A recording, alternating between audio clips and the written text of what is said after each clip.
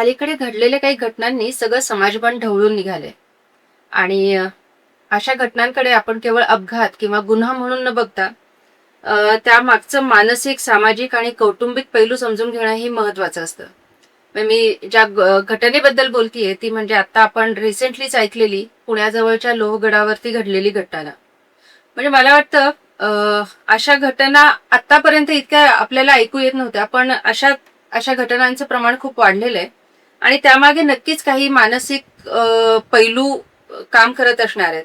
आणि त्याचीच माहिती घेण्यासाठी किंवा त्या अनुषंगानं आपल्याला थोडंसं जागरूक होता येईल, पालकांना काही महत्वाच्या विषयांवरती मार्गदर्शन मिळेल, यासाठी आज आपण हा एक प्रश्नोत्तराचा कार्यक्रम डॉक्टर विक्रांत पाटणकर यांच्यासोबत करणार आहोत.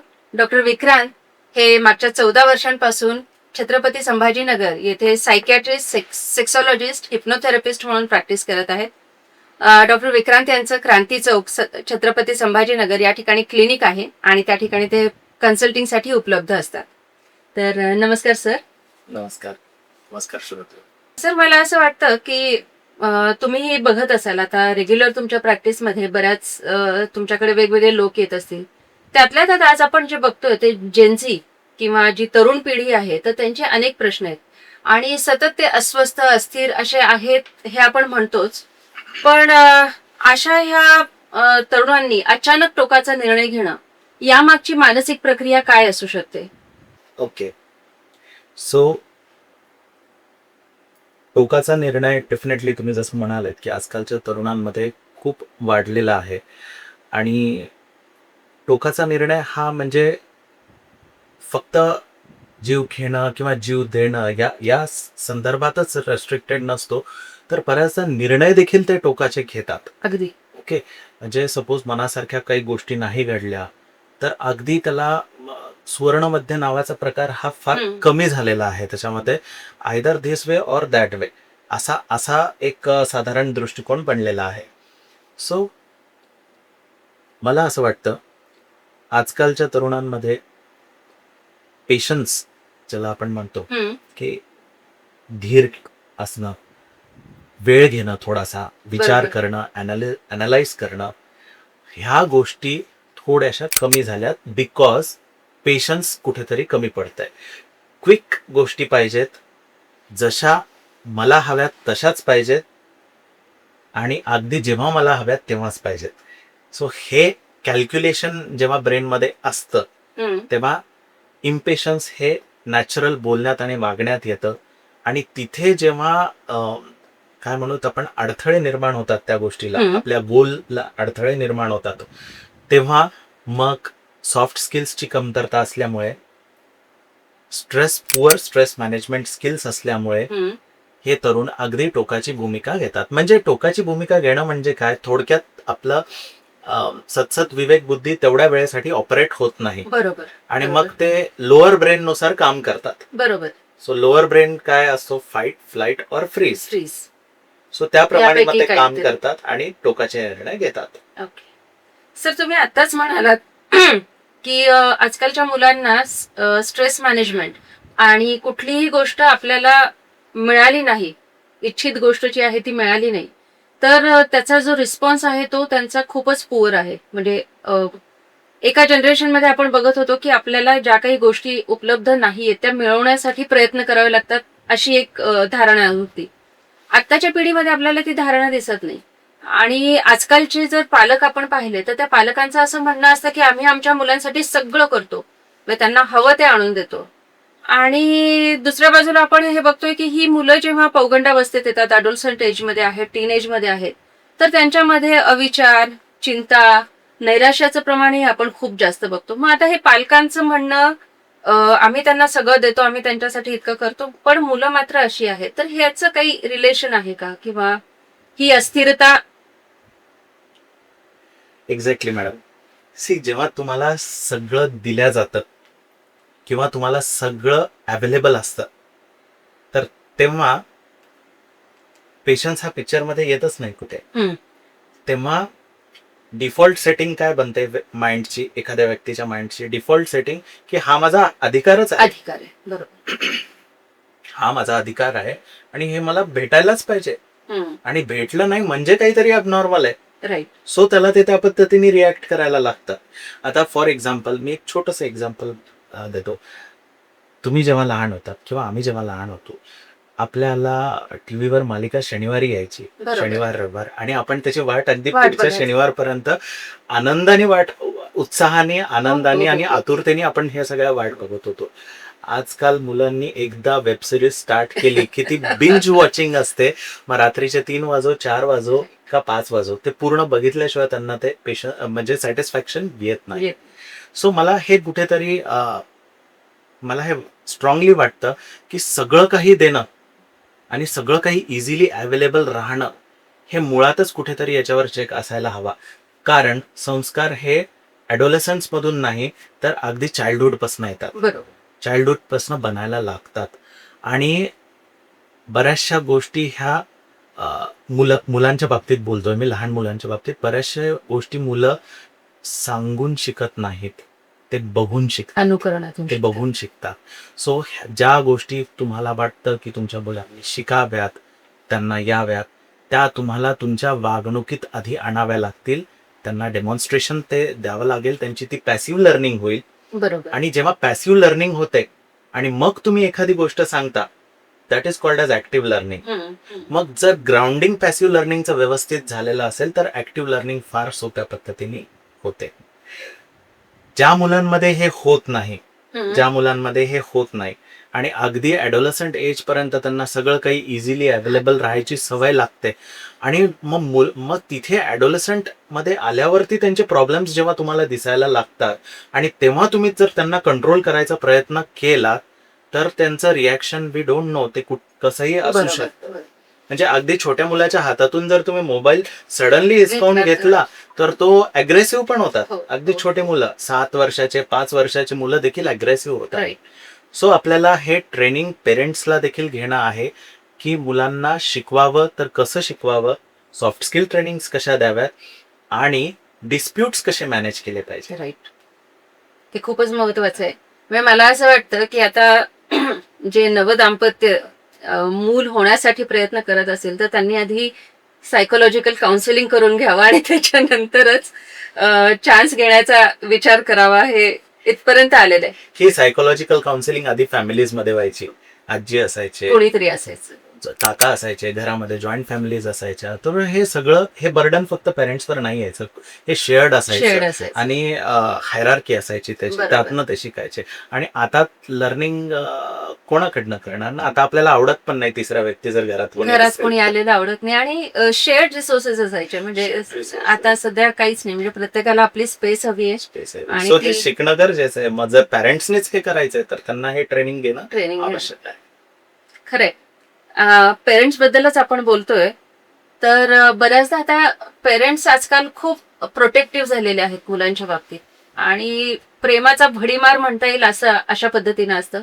म्हणजे आपलं मूल किती स्पेशल आहे आणि मग त्या मुलासाठी आपण काय करू आणि काय नको. बऱ्याचदा आपण बघतो आई वडील दोघंही कमवत असतात, भरपूर पगार असतो, आणि अशा घरांमधली मुलं मग भरपूर त्यांना प्रेम मिळतं, सतत अटेन्शन मिळतं, आणि त्याच्यासोबत येणारी काळजी पण असते.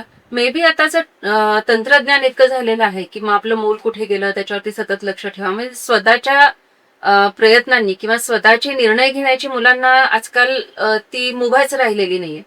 तर हे प्रेम, काळजी, नियंत्रण, ह्या तिन्ही ज्या गोष्टी आहेत तर त्या कशा मॅनेज केल्या पाहिजेत पालकांनी? जेव्हा आपण पालक म्हणतो तेव्हा त्याच्यात एक सेन्स ऑफ रिस्पॉन्सिबिलिटी पण असते. आणि ती रिस्पॉन्सिबिलिटी काय की मुलाला सगळं काही प्रोव्हाइड करणं हा एक भाग झाला, त्याला प्रेम देणं हा एक भाग, दुसरा भाग झाला. पण त्याला केपेबल बनवणं, एक्झॅक्टली, त्याला केपेबल बनवणं हा तिसरा आणि फार महत्वाचा भाग. आणि पहिल्या 2 पार्ट्स आपण इतके करतो की हा तिसरा पार्ट मिस होऊन जातो. सो ही पेरेंट्सची जबाबदारी आहे की मुलाला क्रायसिस सिच्युएशन्स मॅनेज करता आले पाहिजे. वेळेत एखादी गोष्ट नाही भेटली तर कसं रिॲक्ट करावं, काय करावं, हे त्याला शिकवायची जबाबदारी, त्याला केपेबल बनवायची जबाबदारी हे पेरेंट्सची आहे. सो हे ज्या पहिल्या 2 गोष्टी तुम्ही सांगितल्यात, दॅट इज आय ॲग्री की प्रेम करावं, लाडही करावे, पण त्यासोबत सेन्स ऑफ रिस्पॉन्सिबिलिटी डेव्हलप होईल अशी वागणूक अशी मुलांना वागणूक मिळाली. मिळाली पाहिजे. हो, म्हणजे ते फिजिकल कॅपेबिलिटी सोबत इमोशनल कॅपेबिलिटी असणं पण खूप महत्वाचं आहे आणि तिथेच मला वाटतं की कुठेतरी कमी पडतोय आपण. पडतोय आपण. त्याच्यामध्ये ना एक आपल्या महाभारतामध्ये खूप छान उदाहरण आहे.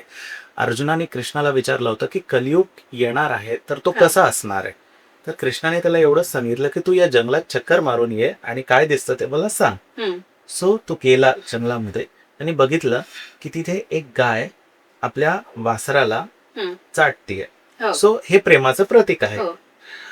पण ती इतक्या जोरजोरात चाटते की त्याची त्या वासरावरची स्किन Skin निघतीये निघतीये. आणि रक्त यायला सुरुवात झाली आहे तिथे. अच्छा. So- अति So- काळजी. हा, अति काळजी, अति प्रेम आणि अति नियंत्रण हे मुलांना कुठेतरी डिसेबल्ड बनवतं हानिकारक. इमोशनल रित्या आणि सॉफ्ट स्किल रित्या. तर हे 2 गोष्टींची आपण काळजी घेतली पाहिजे असं मला वाटतं.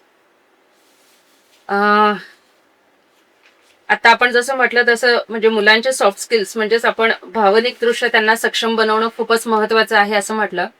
आणि आपण मगापासून बोलतोय तर त्याच्यामध्ये आपण मुलांना नकार कुठल्याही गोष्टीचा किंवा कुठल्याही गोष्टीची कमतरता ही आजकाल अनुभवायलाच मिळत नाही. मग त्याच्यातूनच पुढे येतात ते ब्रेकअप्स आणि अपयश, परीक्षांमध्ये अपयश येतं आणि हे हँडल करण्याची क्षमता आजकालच्या मुलांमध्ये नाही. म्हणजे ते टोकाचं म्हणजे एकतर सेल्फ हार्म किंवा मग दुसऱ्यांना हार्म करणं अशा पद्धतीचीच आपल्याला मानसिकता दिसते. तर याला तुम्ही म्हणजे कशामुळे हे होतं? म्हणजे हे अचानक तर झालेलं नसेल ना? डेफिनेटली हे अचानक होतच नाही. याचे रूट्स कुठेतरी चाइल्डहुडमध्ये आहेत आणि ज्याची चर्चा आपण आता ऑलमोस्ट केलेली आहे की या मुलांना कधीच फेलियर्स फेस करायची तयारी नसते किंवा फेलियर म्हणजे काहीतरी खूप असं स्टिग्मॅटाइज्ड गोष्ट आहे हो, आणि त्याचा अर्थ असा आहे की आपण खूप कमकुवत आहोत असं कुठेतरी त्या पेरेंटिंगच्या प्रोसेसमध्ये त्याच्या मनात भरवलं गेलेलं असतं. गेलेलं असतं. सो त्याला कुठल्याही हालतीत ते फेलियर नको असतं त्या मुलाला किंवा रिजेक्शन्स नको असतात. ते मुलं हायली सेन्सिटिव्ह बनतात फॉर फेलियर्स अँड रिजेक्शन्स. बरोबर. सो याची जेव्हा मुलाला लहानपणापासून ही ट्रेनिंग असते किंवा सवय असते, हम्म. फुटबॉलमध्ये तुला घेतलं नाही मॅच मध्ये, दॅट्स ओके. आज तू लवकर आउट झाला क्रिकेटमध्ये, दॅट्स ओके. स्पोर्ट्सनी खूप सारं हे दोन्ही स्पिरिट्स खूप छान डेव्हलप होतात बरोबर, बरं का मॅडम. बरोबर. सो स्पोर्ट्स आउटडोर गेमिंग असायलाच पाहिजे आणि त्यातल्या त्यात जे ग्रुप स्पोर्ट्स असतात जसं क्रिकेट आहे, बरोबर. टीम हा, स्पिरिट team spirit त्याच्यातूनच त्यातून येतं. डेव्हलप होतं. म्हणजे आजकाल मुलं ते एकटे एकटे बसून एक एकट्याचं पॉड असल्यासारखं आणि they are playing online games. हे सगळे सॉफ्ट स्किल्स हॅम्पर करणाऱ्या गोष्टी आहेत. सो जेव्हा मग हा मूल मोठा होतो आणि जेव्हा त्याला सडनली त्याच्या टर्निंग पॉइंट्सला त्याला जसं स्वप्नात अपेक्षित असतं तसं त्याला रिझल्ट भेटत नाहीत किंवा रिलेशनशिप्समध्ये जेव्हा त्याला रिजेक्शन्स येतात, बरोबर. सो तो फेस नाही करू शकत. तो त्याला इक्वेट करतो की इगो इंजुरीला इक्वेट करतो तो बरोबर. त्या गोष्टीला. हो. म्हणजे तो त्याच्या अस्तित्वालाच धोका आहे की काय या लेवलला या ती लेवललाच गोष्ट ती नेतो गोष्ट जाते. आणि म्हणून त्याचं बिहेवियर एकतर डिप्रेशन मध्ये जातं की एकदम अँशियस होतो, निराश होतो, हताश, हतबल होतो किंवा त्याचं रिॲक्शन्स हे अग्रेशन कडे जातात. आणि हे दोन्ही रिॲक्शन्स ह्या मुलासाठी टोकाच्या पण आहेत. टोकाच्या आहेत, मुलासाठी पण चांगल्या नाही आहेत, पालकांसाठी पण चांगल्या नाही आहेत. आता या सगळ्या बदलांचं आपण तर बघितलं पेरेंटिंग मध्ये. तुम्ही म्हणताय की पेरेंट्सनी काही गोष्टींमध्ये म्हणजे प्रेम करणं, काळजी करण्याच्या सोबतच त्यांचं इमोशनल वेलबिंग पण मुलांचं कसं राहील किंवा सॉफ्ट स्किल्स कसे राहतील हे आपण पाहिलं पाहिजे. पण आजकाल आपण जे बघतोय आताच आपल्या बोलण्यात आलं की आपण बाहेरचे मैदानी खेळ जे म्हणतो, आउटडोर गेम्स आहेत किंवा टीम गेम्स आहेत, हे आजकाल खेळणं खूप कमी झालंय. आणि हे ऑनलाईन गेम्स जे मुलं खेळतायत तर त्याचा पण काही परिणाम त्यांच्या मानसिकतेवर, त्यांच्या सायकीवर होतोय का? की आजकाल आपण बघतो की सगळेच खूपच हिंस्त्र किंवा काय म्हणायचं, खूप टोकाचं वागतात. म्हणजे कोणालाच राग आला की तो म्हणजे अगदी लहान मुलं काय मोठे पण सगळ्यांचाच रागाचा पारा अगदीच उकळताच असतो असं म्हणता येईल. ते कशामुळे किंवा मुलांच्या बाबतीत तरी आपण काय सांगू शकतो? काय असतं मॅडम, आता एक्सेस गेमिंग बद्दलच मी मला हो, सांगतो याच्यामध्ये. हो, आपण एक पॅरलल उदाहरण घेऊ. समजा तुमच्या लहानपणी तुम्ही जर असं ऐकलं की अरे या व्यक्तीचं लग्न तुटलंय हम्म. किंवा डिव्होर्स झालाय, तर ती न्यूज आपल्यासाठी कशी होती? शॉकिंग असेल, शॉकिंग असायची. शॉकिंग असेल, शॉकिंग असायची. आणि आज डाऊन द लाईन तुम्ही बघताय, आज तुम्हाला तेवढं शॉकिंग वाटतं नॉर्मलाइज झालेलं आहे. कारण आपण हे day in and day out हे बघतो. बघतोय. ज्या गोष्टी आपण रिकरंटली बघत असतो त्याला ब्रेन कुठेतरी त्या नॉर्मलाइज करतो. राईट. याला म्हणतो आपण नॉर्मलायझेशन ऑफ अन ॲबनॉर्मॅलिटी. आणि हे नकळत होतं, हे सबकॉन्शियस लेवलवर होतात हो. ह्या सगळ्या गोष्टी. सो एखादा मूल जर एखादा व्हिडिओ गेम कंटिन्युअसली बघतोय किंवा गेम्स खेळतोय ज्याच्यामध्ये अग्रेशन आहे, ज्याच्यामध्ये मारण्याच्या गोष्टी करतायत, ज्याच्यामध्ये एकमेकांना फिजिकली हार्म करतायत आणि त्यातून तो मजा घेतोय, तर बरोबर. हळूहळू हळूहळू त्याचा ब्रेन काय कसा is तयार होतो? normal. This is normal, this is how it has to be. Right. आणि मनासारखं नाही झालं तर दीज आर नॉर्मल रिॲक्शन्स. तर तो त्यातून शिकतो आणि त्यातून या सगळ्या गोष्टी येत आहेत. आपण ऑनलाईन गेम्स आणि याच्याकडे आलोच आहोत. तर सध्याचा म्हणजे तसा म्हटलं तर विलन हा सोशल मीडिया आहे. म्हणजे प्रत्येकाच्या हातात फोन आहे. म्हणजे लहान मुलं पण, म्हणजे ती कोविडची देणगी म्हणता येईल आता, की ऑनलाईन शिक्षण आणि त्याच्यामुळे सगळ्यांच्याच हातात तो मोबाईल फोन आलाय. आणि त्याला कुठेतरी आता आपल्याकडे आपल्या पण हातात राहिलं नाही की त्याला स्टॉप बटन कुठे असतं ते कुणीच दाबू शकत नाही. ऍडिक्शन झाल्यासारखं सगळ्यांना झालंय. आणि सोशल मीडियावर आपण जर बघितलं तर बऱ्याचदा सततची तुलना असते आणि काही लोकांचे परफेक्ट आयुष्य दाखवण्याचं रील्स आहेत, पोस्ट आहेत, तर याच्यामधून लोक सतत दाखवतात की आमचं किती परफेक्ट आयुष्य, मी नवरा बायको किती छान. म्हणजे प्रत्यक्षात त्यांचं काय असेल ते माहित नाही. आणि तरुण पिढी जी आहे तर ती याच्यात मागे वाहवत जाते का असं मला वाटतं. की म्हणजे मी अगदी जवळचं नात्यातलं एका लग्नाचं उदाहरण देईन की म्हणजे ते लग्न जे पाहिजे मला, ते लग्न कसं पाहिजे, मला इंस्टाग्रामेबल वेडिंग पाहिजे. मग बाकी ते लोकांचं काय होईल ते होईल, तुम्ही ज्या लोकांना बोलवलं त्यांच्याशी मला काही घेणं देणं नाही, पण माझं लग्न इंस्टाग्रामवर छान दिसलं पाहिजे. तर हा जो माइंडसेट आहे, तर ह्याचा आणि ह्या सगळ्या गोष्टींचा कसा आपण संबंध लावू शकतो? ओके. ब्रेन मध्ये एक सेंटर असतं, that is called as nucleus accumbens नावाचं एक ब्रेन मध्ये सेंटर असतं. आणि त्याचं काम काय असतं, जेव्हा आपल्याला सेन्स ऑफ अचिव्हमेंट येते हा. तर तिथे एक विशिष्ट प्रकारचं केमिकल Chemical. सिक्रेट होतं ज्याला डोपामाइन म्हणतो, रिवॉर्ड. So Right. आपल्याला एक रिवॉर्डची फिलिंग येत असते तिथे. आणि ते रिवॉर्ड मिळालं की आपल्याला छान वाटतं, म्हणजे आपला बराचसा वेळ रिलॅक्स होतो, छान होतो आणि we feel very good about it.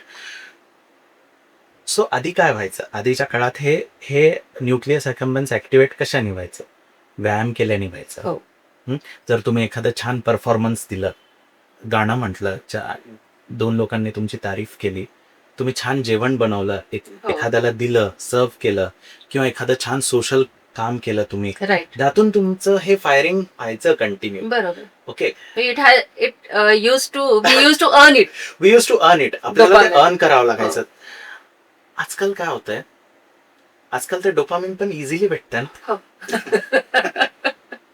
खरंच आहे, खरंच आहे. ऑन करायची गरज नाही. हम्म. तुम्ही जर ऑन केला, मोबाईल ऑन केला बरोबर.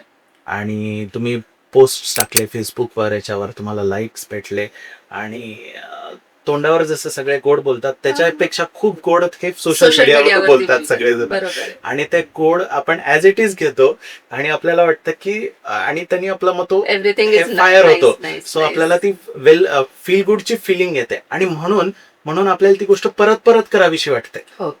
म्हणून ती गोष्ट आपल्याला परत परत करावीशी वाटते. एखादं आपण निसर्गरम्य ठिकाणी गेलो, सो जस्ट तुम्ही जर तो निसर्ग फील जरी केला काही सेकंड्स, मिनिट, 2 मिनिट्स, 5 मिनिट्स, तरी तुम्हाला ते छान वाटायला लागेल. पण तेवढाही पेशन्स नसतो. ते गेलं की पहिले आपल्याला फोटो काढून तो पोस्ट करायचा असतो स्टोरीवर. खरंच आहे, हे अगदीच खरं आहे. म्हणजे तुम्ही मगाशीच म्हटलं तसं पेशन्स नाहीच आहे कुठल्या गोष्टीचा. म्हणजे शांतपणे बसून आपण एन्जॉय करावं असं नाहीच राहिलं. म्हणजे ते सगळं दाखवायचं आणि त्याच्यातून आपल्याला चांगलं वाटलं पाहिजे. एक्झॅक्टली. आणि या सगळ्या याच्यात काय होतंय मॅडम, की life is a process. Life is not an end point. Life is a process जे आपण जगतो. जे आता मी बोलतोय तुमच्याशी, मी पाणी पितोय, मी चहा पितोय, मी जेवण करतोय, मी टीव्ही बघतोय, हे सगळं प्रोसेसमध्ये जेव्हा आपण एकजीव होतो तेव्हा आपल्याला ती प्रोसेस एन्जॉयबल होते. बरोबर. जर ही प्रोसेस आपण फॉर्मॅलिटी म्हणून केलं हा. तर त्यातून एन्जॉयमेंट येणार नाही. एन्जॉयमेंट म्हणजे फायरिंग होणारच नाही, हो. बरोबर. ऑब्विसली. हो. सो आजकाल सगळेजण जे क्विक पटकन करण्याच्या मागे जे जातो आपण, कुठली गोष्ट क्विक करणं किंवा परफेक्ट करणं किंवा पटकन करणं, याच्यामध्ये ते प्रोसेस एन्जॉयमेंट होतच नाही, होतच नाही. बरोबर ती फॉर्मॅलिटी बनवून जाते. बरोबर. आणि म्हणून तो रिवॉर्ड भेटत नाही. मग रिवॉर्ड इझिली कुठून भेटतात? जिथे इकडनं. तुम्हाला लगेच विदिन सेकंड्स. इथे. आणि सोशल मीडिया यायच्या आधी काय होतं? अल्कोहोल होतं, हो. स्मोकिंग होतं, वेगवेगळ्या प्रकारचे अंमली पदार्थ होते, हो. त्यातून ते भेटायचं. आणि सोशल मीडिया आला तर तो हा सोशली एक्सेप्टेबल पण आहे, कोणी काही म्हणत नाही, म्हणजे आता तुम्ही म्हटलाच म्हणून की सोशल मीडिया तर एक आहेच, आणि दुसऱ्या बाजूला अल्कोहोल किंवा बाकीचे जे अंमली पदार्थ तुम्ही म्हणाला, यांचंही प्रमाण वाढलंच आहे. म्हणजे हे सेवन करणारा अगदी शाळेपासूनचा वर्ग आपल्याला बघायला मिळतोय. हे तुमच्या प्रॅक्टिसमध्ये तुम्ही हे अशी उदाहरणं खूप पाहत असाल. तर ह्या सगळ्याचं शेवटी मग मूळ आपण असंच म्हणू शकतो का, की त्यांच्या ब्रिंगिंग अप मध्येच होतंय, किंवा मग हे आजूबाजूचे स्टिम्युलस त्यांना आहेत? असं म्हणण्यापेक्षा मी हे म्हणेल की तुम्हाला जर मुलाला चांगलं इंडिव्हिज्युअल बनवायचं आहे, तर तुम्हाला आधीपासून काम करावं लागेल. बरोबर. That is one. बरं, आधीपासून नाही काम केलं तर जेव्हा तुम्हाला लक्षात येते तेव्हापासून काम करायला हा. स्टार्ट करा. आणि सर्वात इम्पॉर्टंट, वेळ द्या. वेळ हम्म. हे काही असं क्विक रेमेडी नाहीये की बरोबर आपण आणली, दिली आणि चेंजेस झाले. नाही होणार तसं. आपल्याला वेळ द्यावा लागतो. याच्यात सेटबॅक्स बसतात, हो. त्यातून शिकावं लागतं. कारण every individual is a different individual. Different. आपल्याला प्रत्येक इंडिव्हिज्युअल सोबत कस्टमायझेशन करावे लागतात. राईट. आणि हे समजण्यासाठी तो वेळ द्यावा लागतो. आणि तो जर वेळच नसेल तर हे पॉसिबल नाही. किती तुम्ही अमेरिकेतून स्पीकर बोलवा एखादा, आणि माझ्यापेक्षा 10 गोष्टी चांगल्या सांगितल्या त्यांनी, आणि जर ते अप्लाय करायला तुम्हाला वेळ तुम्ही नाहीये, वेळच दिला नाही. How will it work? बरोबर आहे. It work. नाही, तुम्ही जसं म्हणाला तसं प्रत्येक गोष्टीची एक प्रोसेस असते, आणि ती प्रोसेस कम्प्लीट केली तरच ती Exactly. परफेक्ट होईल. म्हणजे कुठेच तुम्ही शॉर्टकट घेणं हे ऍडवायझेबलही नाहीये. मी आणखीन एक गोष्ट तुम्हाला याच्यात ऍड करू शकतो की कोणी कोणाचं केव्हा ऐकतं. हा. एखादा व्यक्ती एखाद्या दुसऱ्या व्यक्तीचं केव्हा ऐकतो? हम्म. नंबर 1, अथॉरिटी फिगर आहे तो. हो. हा, ते बरोबर. बाबा तो अथॉरिटी फिगर आहे म्हणून मी ऐकतो त्याचं. रिलेशनशिप्स मध्ये अथॉरिटी फारसं वर्क करत नाही. सो मग रिलेशनशिप मध्ये कोणी कोणाचं केव्हा ऐकतं? हम्म. जेव्हा बॉन्डिंग स्ट्रॉंग असते, बरोबर. तेव्हा बॉन्डिंग स्ट्रॉंग असते.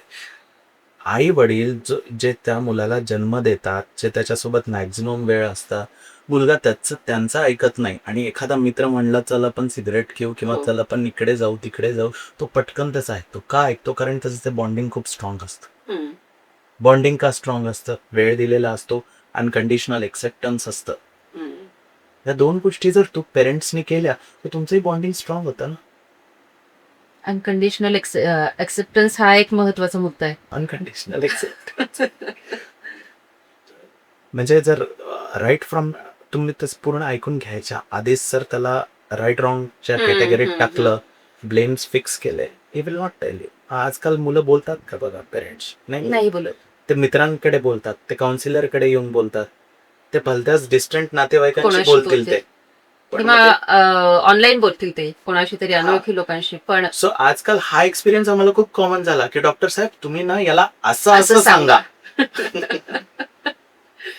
पण मला ह्याच्यातही ना एक गंमत, म्हणजे आता आपल्या म्हणजे माझ्या पिढीमध्ये हे अशा पद्धतीचं पेरेंटिंगचं नॉलेज, किंवा आमच्या आईवडिलांनी काही वेळ दिला, खूप आम्हाला वेळ दिला, किंवा काही शास्त्रोक्त पेरेंटिंग केलं असं नाही. तर कुठेतरी धाक, आईवडिलांचा धाक असेल आणि त्यांचं ऐकायचं, किंवा या गोष्टी नाही बाबा करायच्या. पण आजकाल तो धाकही दिसत नाहीये, किंवा काही गोष्टींचे लिमिटेशन्स जे होते, निषेध आपण म्हणायचो, तर तसंही काही राहिलेलं नाही. मग खरं सांगायचं तर एक पिढी जी आहे आत्ताची, आमच्या वयाची जी पिढी आहे, जी 50शीत आहे आत्ताची, तर त्यांचं सँडविच झाल्यासारखंच आहे ना. मग त्यांना मुलांना कसं हँडल करायचं हे समजत नाही, त्यांना त्यांच्या वडीलधाऱ्यांना कसं हँडल करायचं हे समजत नाही. करेक्ट. सो याच्यामध्ये ना आता आपण मागचं कल्चर तर डेफिनेटली नाही नाही बदलू आणू शकत. शकत.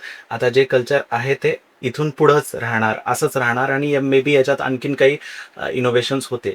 पण मला एक गोष्ट मी सर्वांना सांगू इच्छितो इथे की जेव्हा तुम्ही जी गोष्ट तुम्हाला इम्प्रूव्ह करायची आहे ना, तर त्या गोष्टीसाठी वेळ द्यावा लागतो तुम्हाला.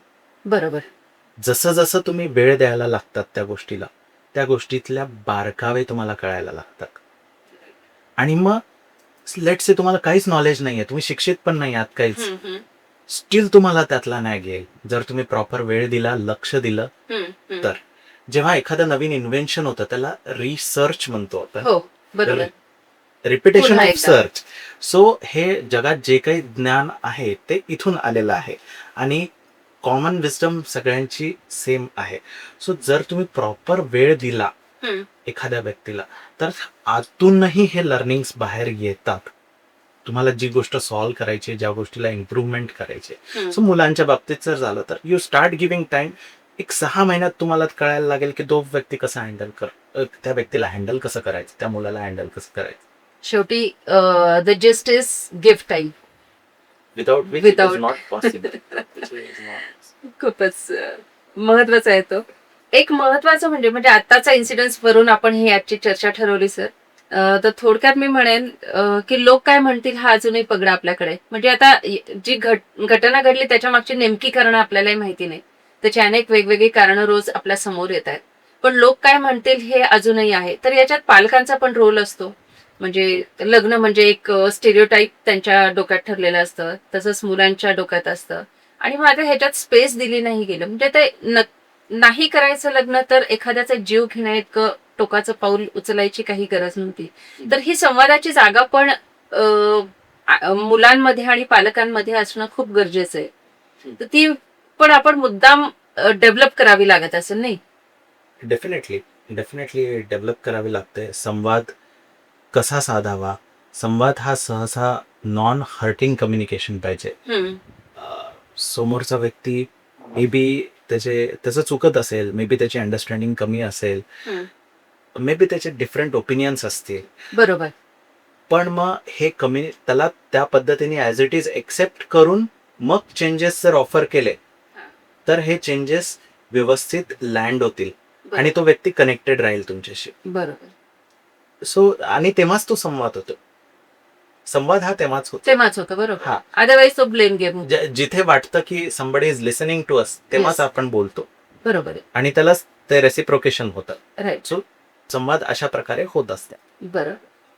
मला वाटतं आपण खूप चर्चा केली बऱ्याचशा मुद्द्यांवरती आणि काही प्रश्न मी तुम्हाला जस्ट एक रॅपिड फायर म्हणून की मी हो नाही अशामध्येच तुम्ही उत्तरं देऊ शकता. बऱ्याचदा मानसोपचार तज्ज्ञांकडे जाणं म्हणजे वेडेपणा असं लोकांच्या डोक्यात आहे. तर हे चुकीचं आहे की बरोबर? 100% चुकीचं आहे.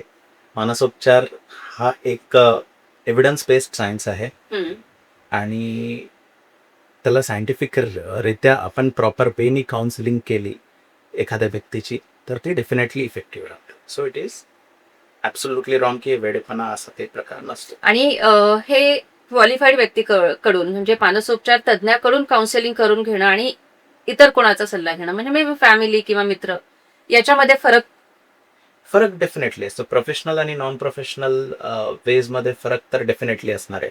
पण आय वुड से की छोट्या छोट्या गोष्टींसाठी तुम्ही आलंच पाहिजे असंही नाही. प्रत्येक फॅमिलीत कोणीतरी सायकोलॉजिकल माइंडेड व्यक्ती असतो, एखादा मेंटर असतो, टीचर्स असतात. तर छोट्या इश्यूज आपण तिथे जरी डिस्कस केले सॉल्व्ह होतं. एक बेसिक नियम आहे madam, when two brains meet new ideas come. So बोलत राहायचं. आणि योग्य वेळी समुपदेशन आणि मानसोपचार मिळाला तर अशा पद्धतीच्या घटना घडणं जे आहे तर ते कमी होईल का? डेफिनेटली हे कमी होईल. काउन्सिलिंग मध्ये आपण त्या व्यक्तीची विचार करण्याची पद्धत चेंज करतो, त्याचं ॲटिट्यूड, त्याची बिलीफ सिस्टम्स चेंज करतो आणि थॉट प्रोसेस चेंज झाली ना आपोआप बिहेवियर चेंज हे होणारच. सो जर ज्या कोणी पालकांना असं वाटत असेल की आपल्या मुलांमध्ये रेड फ्लॅग्स आहेत, रेड फ्लॅग्स म्हणजे फॉर एक्झाम्पल खूप विनाकारण अग्रेसिव्ह होतो, टोकाची भूमिका घेतो, इनकन्सिडरेट आहे पेरेंट्स बद्दल, म्हणजे आईला लागलं, वडिलांना लागलं, त्याला काही घेणं देणं नाही, पण मला हे पाहिजेच पाहिजे, तुम्ही कसंही करून आणा. सो इनकन्सिडरेट जर असेल, असे हे काही रेड फ्लॅग्स आहेत. जर असे असतील तर ते डेफिनेटली काउन्सिलर्सकडे तुम्ही यायला पाहिजे, काउन्सिलिंग करून घ्यायला पाहिजे, त्याचा फायदा होतो. ऍक्च्युली हाच मी तुम्हाला प्रश्न विचारणार होते की कुठलीही लक्षणं मुलांमध्ये दिसली तर आपण काउन्सिलरची किंवा सायकोलॉजिस्टची, सायकियाट्रिस्टची मदत घेतली पाहिजे. तर तुम्ही आता ते रेड फ्लॅग्स अगदीच सांगितलेच. आणि एक शेवटचा प्रश्न म्हणजे आता पालक हे नोटीस करणं आणि त्यांनी सायकॅट्रिस्टकडे किंवा काउन्सिलरची हेल्प घेणं हे थोडंसं आता अजूनही फार फेस्ट वाटतं. पण आपण जे बघतो ह्या पिढीला व्यापक दृष्टीनं त्यांना थोडीशी काय म्हणायचं काउन्सिलिंगची गरज आहेच. तर शाळा आणि कॉलेजेसमध्ये रेग्युलर बेसिसवरती मानसोपचार तज्ज्ञ म्हणजे एक मला असं वाटतं की काही शाळांमध्ये असतातही, तर ती गरज आहे का? बऱ्याचशा शाळांनी मेंटल हेल्थ प्रोफेशनल्स हायर केलेले आहेत. आता प्रोफेशनल सायकोलॉजिस्ट असो, हम्म, काही काही ठिकाणी सायकॅट्रिस्ट पण असतात. हम्म, सी याचा बेस असा आहे मॅडम की मुलांचा ना टीचर्सवर नितांत विश्वास असतो बरोबर आहे. आणि टीचर्स हे जवळपास 6 ते 8 तास बराच त्या मुलाला ऑब्झर्व करतात. हो, इतका वेळ पेरेंट्स पण आजच्या काळात नाही करू नाही शकत. करत. सो मुलांमध्ये होणारे चेंजेस हे टीचर्सला पहिल्यांदा दिसतील याची शक्यता दाट आहे. हम्म, so teacher can pick up the behaviour आणि ते एन नंबर ऑफ मुलांना ऍड्रेस करतात. बरोबर. सो त्यांना लगेच कळतं की आउट ऑफ द बॅकग्राऊंड कोणचं बिहेवियर आहे. हो, सो त्यांना एक हे तर डेफिनेटली लक्षात येतं की समथिंग इज गोइंग रॉंग. हम्म, सो तिथल्या तिथे जर एखादा मेंटल हेल्थ प्रोफेशनल अवेलेबल आहे किंवा आठवड्यातून 2दा येतो त्या शाळेत बाबा, हा, तर डेफिनेटली त्यांची हेल्प घ्यायला पाहिजे. स्क्रीनिंग करायला काहीच हरकत नाही. मे बी काही निघणार नाही, पण जर काही निघालं तर ते तिथल्या तिथे ऍड्रेस होऊ शकतं. सो हा खूप इम्पॉर्टंट मुद्दा आहे आणि आय वुड से की प्रत्येक शाळेने एक मेंटल हेल्थ प्रोफेशनल हायर करायला हवा. अगदीच महत्वाचं तुम्ही सांगितलं सर.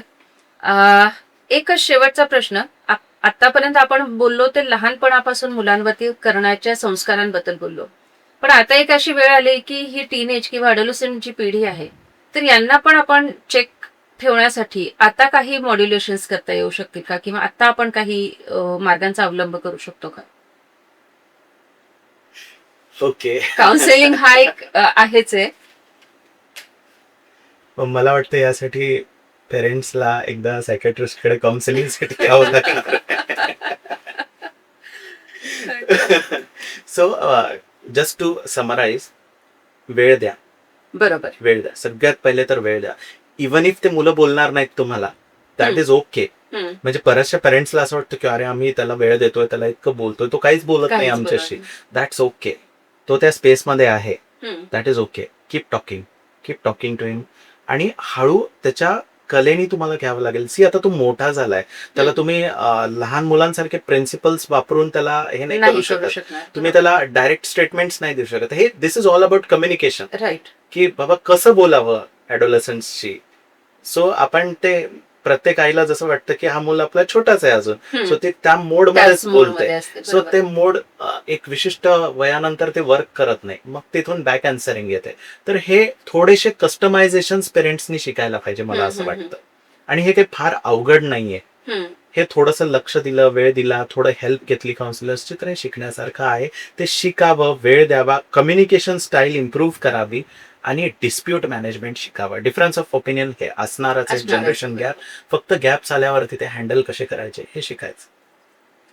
थोडक्यात मला वाटतं की पालकांनी वेळ देणं आणि स्वतः सुद्धा डिस्प्यूट मॅनेजमेंट शिकणं हे खूप महत्वाचं आहे. एक्झॅक्टली. तर या सगळ्या गोष्टी आज आपण ज्या चर्चा केल्या, तर या गोष्टींचा आपण जर अवलंब करू शकलो आणि जिथे गरज पडेल तिथे कुठलाही स्टिग्मा न बाळगता, कुठलाही टाबू न बाळगता आपण मानसोपचार तज्ज्ञांची मदत जर घेऊ शकलो, तर डेफिनेटली समाजातले हे जे प्रश्न आहेत तर काही अंशी तरी कमी होऊ शकतील. तर धन्यवाद सर.